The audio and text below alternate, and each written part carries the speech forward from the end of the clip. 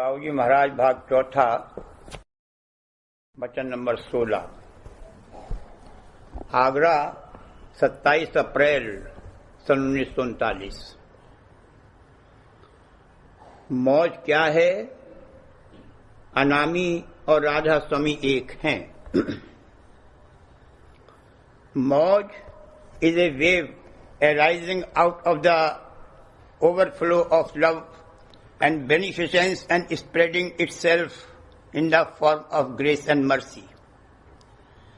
अनामी पुरुष में घटना बढ़ना या ज्वार भाटा वगैरह किसी कोई चीज या अवस्था नहीं है। ओवरफ्लो जो कहा गया है उसके इस किस्म के मानी नहीं है। अनामी पुरुष चैतन्यता का समूह मुतलक है। वो जैसा था वैसा ही है और रहेगा। अनामी पुरुष के निकट वाला चैतन्य, जिसका कि अनामी पुरुष की तरह समूह नहीं था, यानी जिसमें कुछ कमी थी, अनामी की तरफ खिंच रहा था और खिंचकर उसमें समा रहा था। इन दोनों की संधि से जो अवस्था हुई वो ओवरफ्लो ऑफ लव, प्रेम की बाढ़ है और उसका नाम मौज है।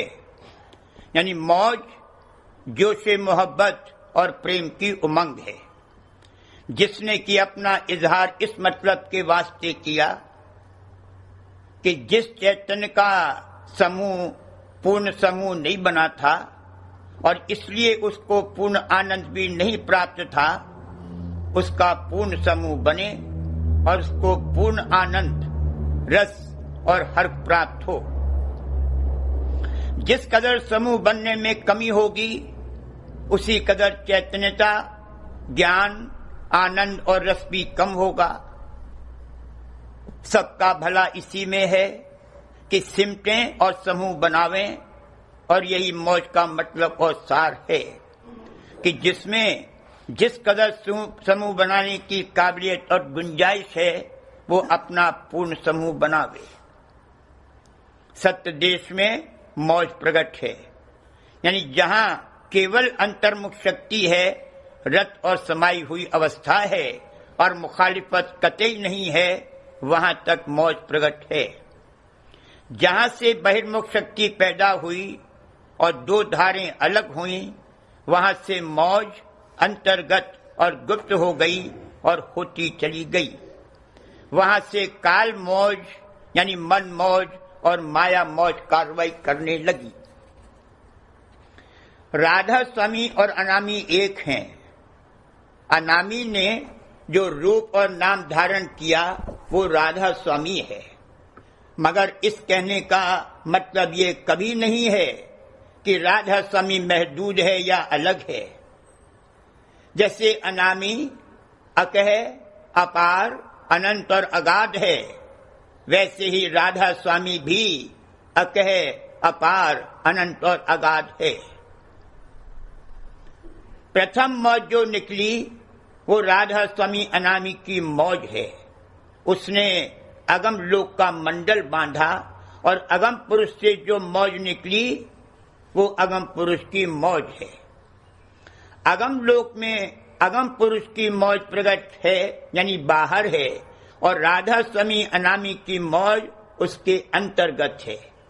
इसी तरह अलख लोक में अलग पुरुष की मौज है और सत्य लोक में सत्य पुरुष की मौज प्रकट यानी बाहर है, और अलग पुरुष की मौज उसके अंतर्गत है। अगम पुरुष की मौज उसके भी अंतर में है और राधा स्वामी अनामी की मौज उसके भी अंतर्गत है। वैसे सत्य लोक तक पुरुष का ही रूप है। इन तीनों में मेरा रूप, और पुरुष की ही मौज काम करती है, उसमें कोई भेद नहीं है। राधा स्वामी जाल के अवतार लेने से पहले जो संत आए उन्होंने सत्य नाम का भेद दिया और वे सत्य पुरुष की मौज से आए थे। जब राधा स्वामी जाल परम संत सद्गुरु स्वरूप धारण करके पधारे तो वे राधा स्वामी की मौज लेकर आए। उन्होंने धूर्धाम की मौज, राधा स्वामी की मौज चलाई। मगर सत्य पुरुष और राधा स्वामी अनामी की मौज अलग नहीं है, क्योंकि जैसा ऊपर बयान किया गया है, सत्य पुरुष की मौज के अंतर्गत राधा स्वामी की मौज गुप्त और प्रेरक है। राधा स्वामी मौज चलाई राधा स्वामी सत्यलोक से नीचे प्रगट मौज नहीं है। अंतर के अंतर्गत तो वो प्रेरक है, मगर कार्रवाई करने वाली मन और माया की मौज है। सत्यलोक के नीचे मौज की खबर नहीं पड़ सकती। मौज का जो ज़हूर होता है वो दिखलाई देता और मालूम पड़ता है।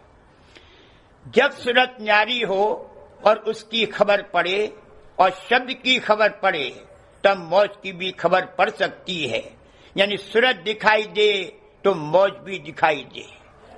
सत्यलोक में पहुंचकर सूरत का दर्शन होगा और तभी मौज की धार भी दिखाई देगी।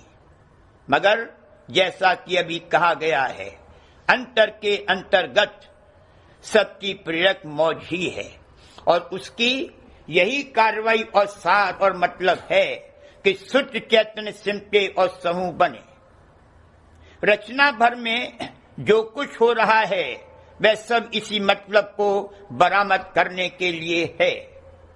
दुख सुख जो कुछ आता है सब मौज से है और इसी नतीजे पर पहुंचाने के लिए है कि समूह बने, क्योंकि बिना समूह बने ज्ञान और आनंद नहीं प्राप्त हो सकता। जिसको ये बात अच्छी तरह समझ में आई है, बल्कि गुरु ज्ञान द्वारा यानी अंतर में अनुभव होकर समझ में आया है कि चाहे दुख आवे और चाहे तकलीफ आवे, सब मेरे हित के लिए है। वही धीरज के साथ सब हालतें बर्दाश्त करता है और हमेशा मौज से मापकत करने की कोशिश करता है।